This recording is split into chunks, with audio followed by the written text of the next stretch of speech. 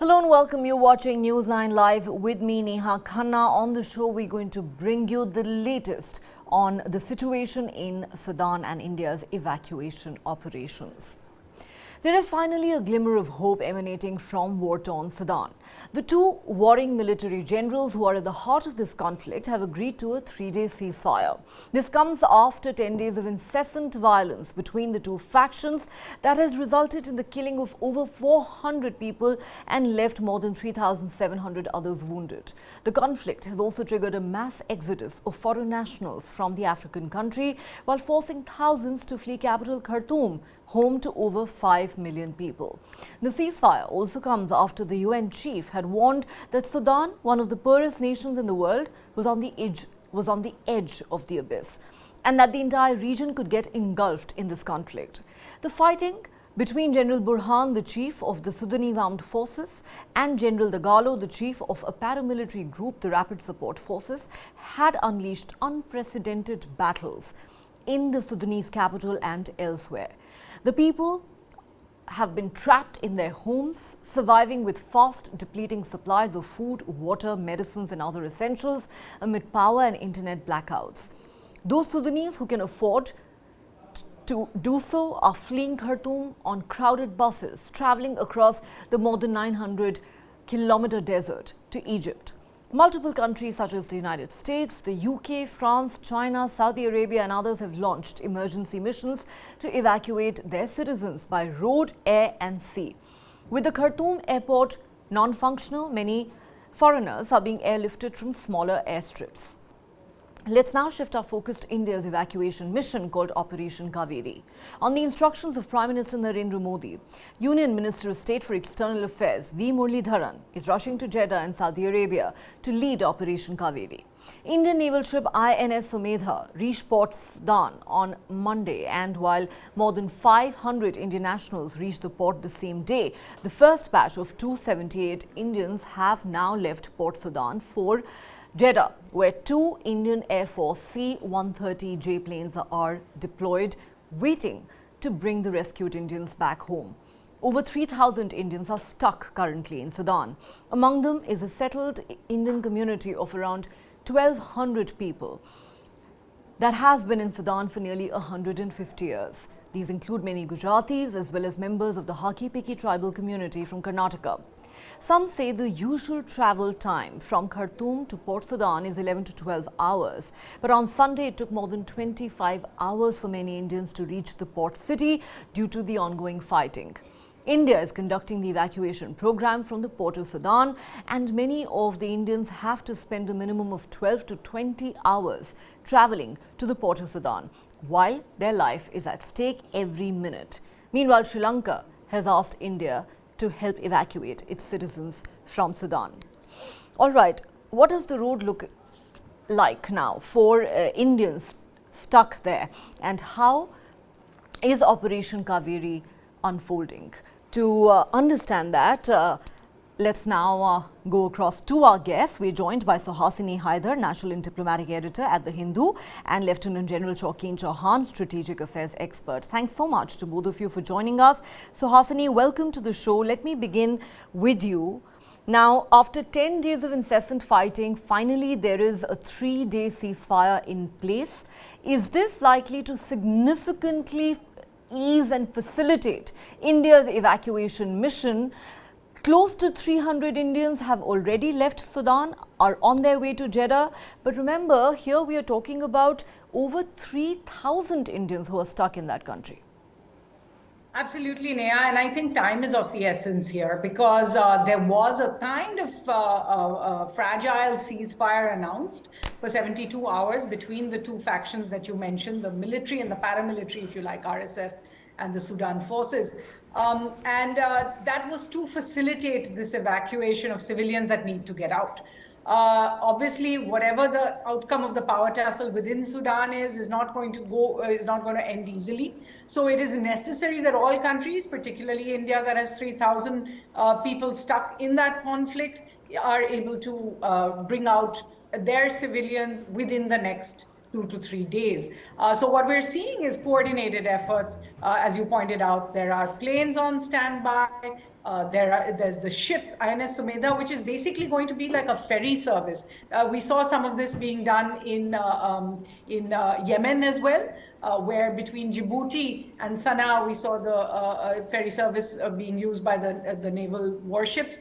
We saw it, I think, in Lebanon as well in 2006, where from Larnaca in Cyprus to Lebanon, you had them ferry as many people out to safety as possible, go back in, bring out more people. And then once they're in Jeddah, or once they're in Port Said, or once they're in a safe area in another country, then they can be flown back. I think most of the focus, the coordination is going to be done from Jeddah. That's where the Minister of State for External Affairs, Muralidharan, is also overseeing some of these operations.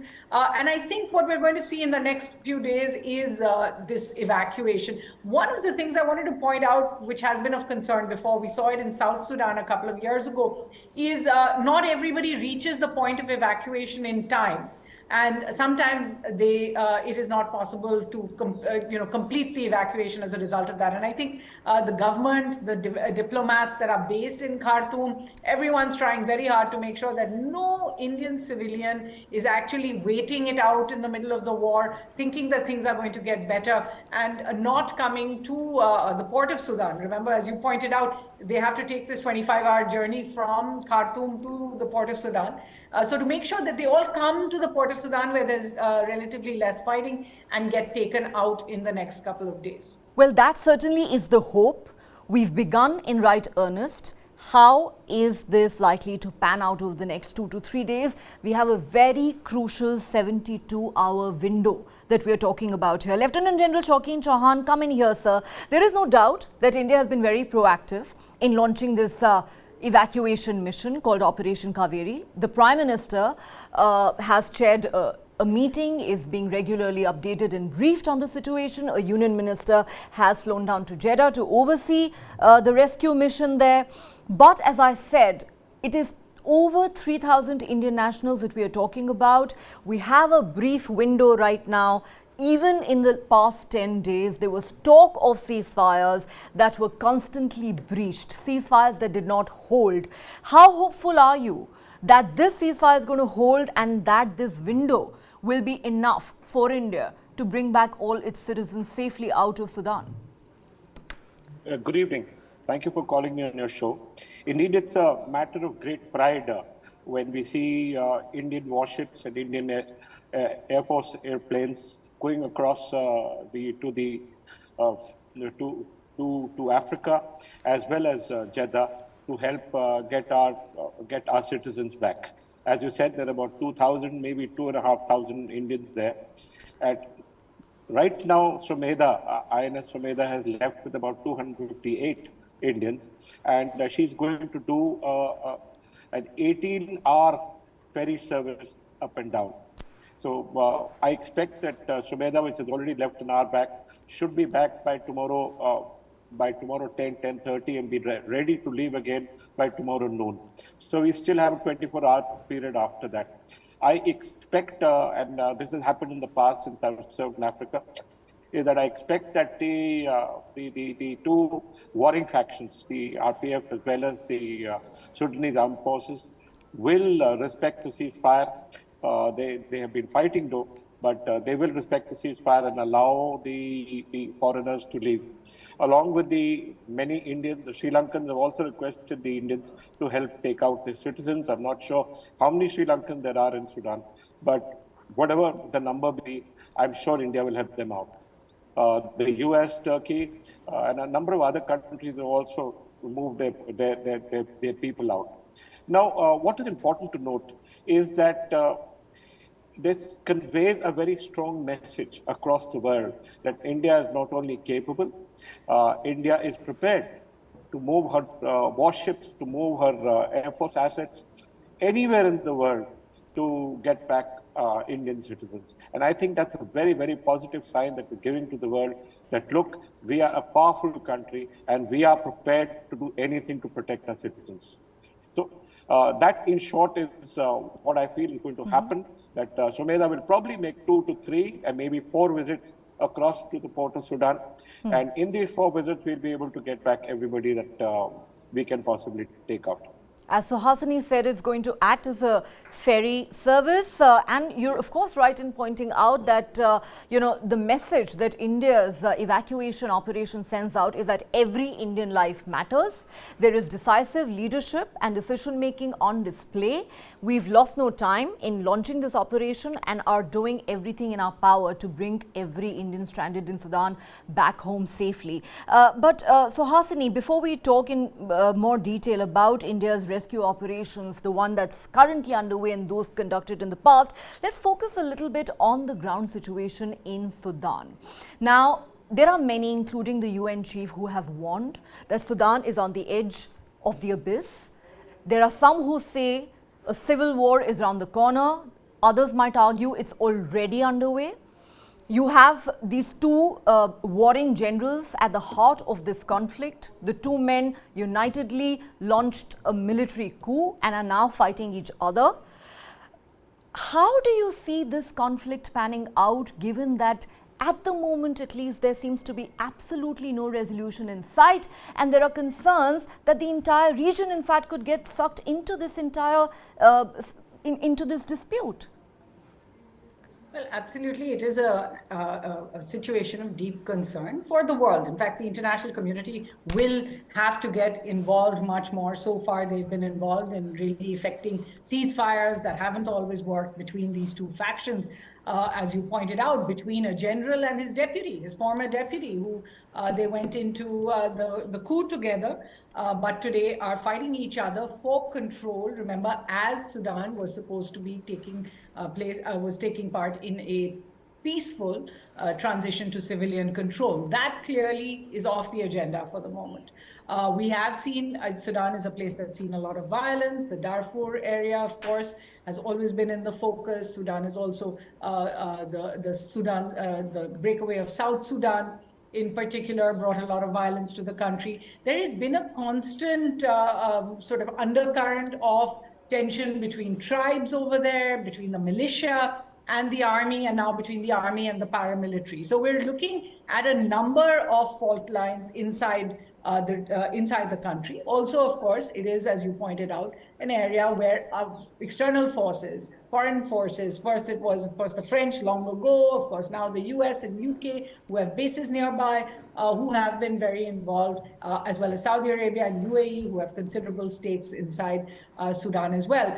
So we're looking at an area that is, almost has this kind of external interest and influence inside it. And the worry, as you pointed out, is that Sudan, placed where it is, we could see this kind of violence spread. There's also the other worry of radicalization. Africa has now become a new sort of point where we're seeing a lot more jihadist violence and groups like pan-Islamic groups like Al-Qaeda and ISIS trying to seek a foothold there. So there are many kinds of different worries. Also, one has to make the point, and General Chauhan made the point about the fact that India is leaving no citizen behind. And that's a strong statement that India makes. But India has had to make that statement successfully since, I think, 1991, when since Operation Airlift. The largest civilian airlift from Kuwait and the Gulf War. We have seen India carry out similar operations through the 2000s in Lebanon, Libya, from Syria, from more recently Ukraine.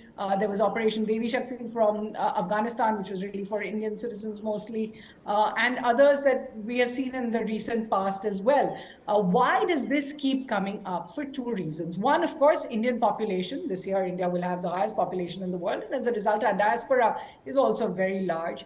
14 million, I think, Indians are in non-resident Indians around the world. Add to that about 7 million Indians that go for tourism and travel around the world every year.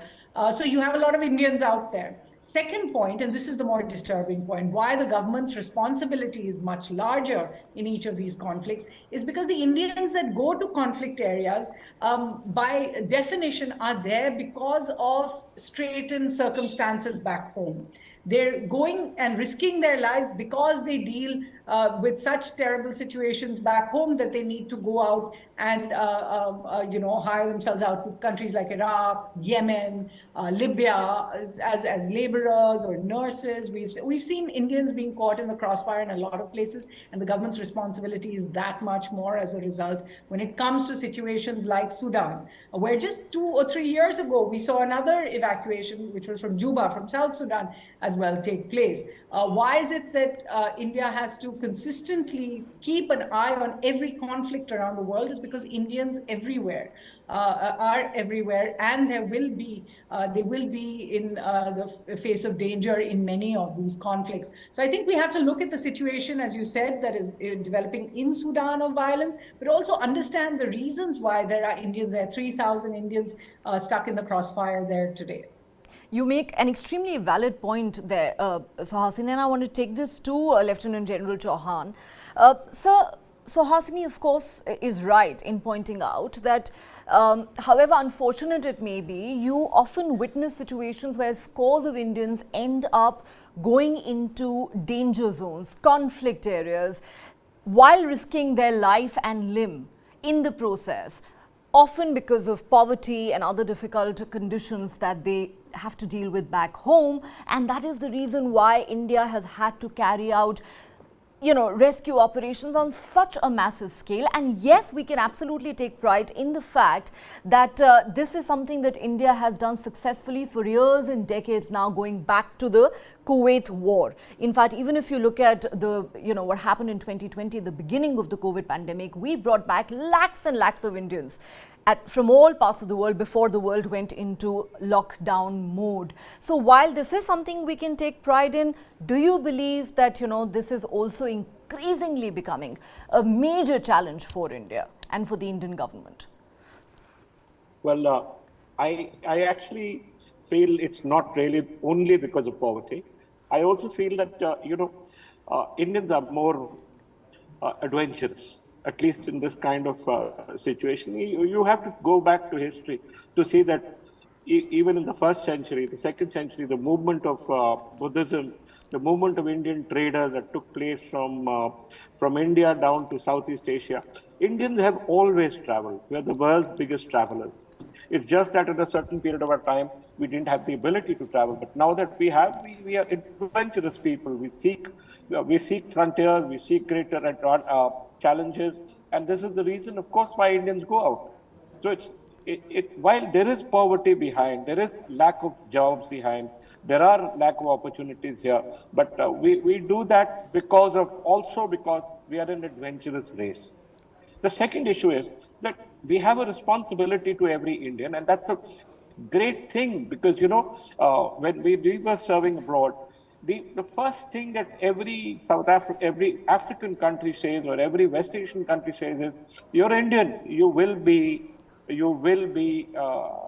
brought back by your government. You will be brought to safety. So that message that is going not only in the countries that surround India, the South Asian countries, but also the countries in West Asia, also the countries in Africa, that no matter where you are, India will come and get you, because that's India's ability now. We have been the armed forces have been successfully able to plan and evacuate huge numbers of Indians. You took my mind back to the Kuwait operation, where we evacuated close to 2 lakhs and lakhs of Indians. Yeah.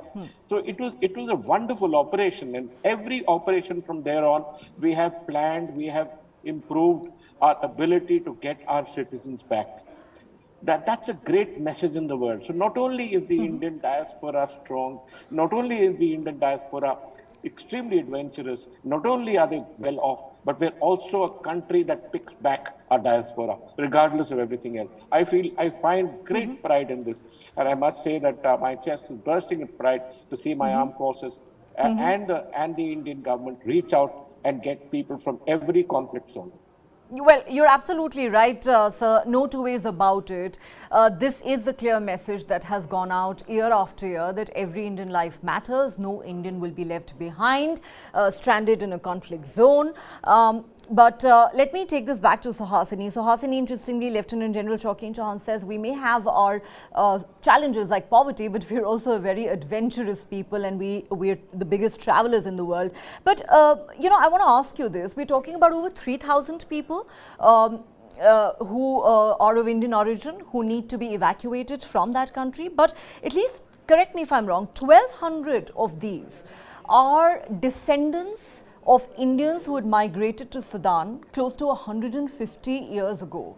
Many of them are Gujaratis, who are in fact far wealthier than their Sudanese counterparts. And then many of them, I'm told close to 300, belong to the Haki-Piki tribal community from Karnataka.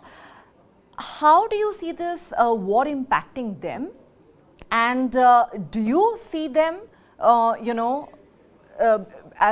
do you see them being evacuated from there? Do you see them wanting to come back to India, leaving behind, a country that they've called home all their lives? Look, I think for the moment it's about saving yourselves and saving your lives if it is possible. And it is India's responsibility to bring them home, regardless of how long they're going to be here, whether they're going to turn around and go back once there's peace in Sudan or not. Yes, we have seen similar situations in the past, where, for example, when there was the evacuation from South Sudan a few years ago, I think in 2015 or 2016, General Chauhan would probably remember, we stopped, our planes stopped for refueling in Addis Ababa in Ethiopia on the way back from Juba. And many of the Indian citizens who were stuck in the violence in South Sudan, who just wanted to come out, actually stayed back in Addis, hoping that once the violence was certainly less there, that they could just go back. After all, they have livelihoods where they are. They are not in Sudan for tourism. They're there simply because they have livelihoods, they have jobs over there, they have established lives there. So yes, it is absolutely possible that some of those who come back and some of those who come back to India will seek to return to a place where they can guarantee their livelihood. It doesn't change the challenge at hand. It doesn't change the challenge whether somebody's been there for 10 years or more. The challenge is still for India to bring every citizen home. And particularly, as I said, those who are not in a position to take themselves out. And it's not just about safety from the violence. Remember, essential supplies are running out. People have been talking about not having potable water, food supplies very short, medical supplies are very short. The kind of violence we're seeing, for example, in a place like Khartoum, where the UNHCR had to actually put out an appeal because they said their humanitarian workers and their ambulances were being targeted as well, were being attacked. There were some places where people said people of Indian origin were being attacked because they were seen as wealthier. So these are situations where the immediate real challenge and the immediate mission is to bring people into safety. And India is not the only country that's doing that at present. I think the EU has combined taken out about 1,100 or 1,200. They were taking out more today as well. The UK has many citizens there. The US has taken out many citizens. Saudi Arabia, of course, brought some Indians also along with their evacuation flights. France has done the same. France had, I think, about 500 citizens there. So several countries are already involved in the evacuation effort, as is India. And it is very important that not only do we make sure that every Indian is out of there, but that we're coordinating with others who may need help or others who can help us. And I think that's one of the more heartening moments of this entire evacuation, that where people can help us, they've been helping us. I think Sri Lanka has now appealed to India to bring out some of their citizens, and India will do so. We've done that on every, I think, previous evacuation that I've covered. Indian naval warships have brought out Sri Lankan citizens, Bangladeshi citizens, Pakistani citizens, Nepalis as well, where they can. So I think what's important is to see this moment also of the international community trying to help as quickly as I said, given the very short window of a ceasefire that's in place right now. Absolutely. Multiple countries are undertaking massive evacuations from Sudan and certainly helping each other. Let's not forget that India's diplomatic efforts have been intense since they seem to have paid off. We've been in touch with Saudi Arabia, the US, UK, UAE, all of these countries. As Suhasini mentioned there, Saudi Arabia extricated 3 internationals, France extricated 5 internationals. Sri Lanka has reached out to New Delhi to help with the evacuation of its own citizens. Countries are helping each other in this difficult hour. But Lieutenant General Shaukin Chauhan, let me ask you this, sir. Land, air, sea, all routes are being currently used for evacuation purposes. But as far as India's evacuation mission is concerned, do you believe that primarily land and sea are the only options right now? Port of Sudan is really going to be the exit point for all of these Indians who are being extricated from that country. Given the state of the Khartoum airport, given that it's non-functional and there are charred aircraft lying there, do you believe there is any scope or hope that flight operations out into and out of Khartoum could resume anytime soon? No, not at all. With the charred aircraft there, actually the runway also has been destroyed or affected adversely over the last couple of weeks that the fighting has been going on. So at present, it's of course the movement by road across to across to safety, as well as our ability to get our people across by sea and the port of Sudan. So at present, I expect that the sea route will remain open, the land route will remain open, and over the next 72 hours, we will have an ability to take out most of our citizens. A lot of our citizens are also moving across by road, and hopefully that number of 3,000 will reduce to less than 500 by the time the 72 hours finish. I agree with Suhasini entirely. I saw it because I was the ADGPI in the Army headquarters. Those in 2014-15. That many Indians whom we had evacuated got off at Addis Ababa and decided to wait it there. And many of the aircraft came back half full because they said that no, they needed to go back to their livelihood. Indians, as I said, we spread across the world. We made it good. We generally wealthier. We work harder, and that's going to happen again. We've been in Africa for a long time. India and Africa have had a 1,000-year relationship. Many Indians have been there for a very long time, and a lot of them are doing very well. And we often get stuck in these interfactional problems. This just a word about this particular, the third war of Sudan, within Sudan, or the civil war. Many people are now trying to declare this as a civil war between these two generals, who, as you said, was a deputy to the armed forces of Sudan, the chief of the army staff of Sudan. Now, the issue here is that how much time will the RPF take to either capture Khartoum, or how much time will the Sudanese armed forces take to destroy the paramilitary force? And if it happens in the next 15 to 20 days, we should have some kind of system coming back by the first week or the second week of May. So everyone's hopeful. We are hoping that we'll be able to get some peace. The EU, as well as America, as well as India, is trying to negotiate with the warring parties. The only problem comes that is America and and Russia. Are they on two opposite sides in Sudan? Absolutely. And does this conflict bring about They asked us what you want to eat. In last 10 days, no one was there to take care of us. So this felt make us feel more safe, and we hope safely we will reach India soon. Thank you for Indian Navy, Indian Embassy, and Indian government. Thank you. Right, so those are some of the statements of those Indians who are part of the first batch to have been evacuated via the port of Sudan. They're on their way to Jeddah, from where they will be flown back to India on an Indian Air Force plane. So Hasini, let me come back to you as we wrap up this discussion. After 10 days of incessant and intense fighting, finally we have a ceasefire in place. Let's hope it holds. It was the US Secretary of State Antony Blinken who announced this.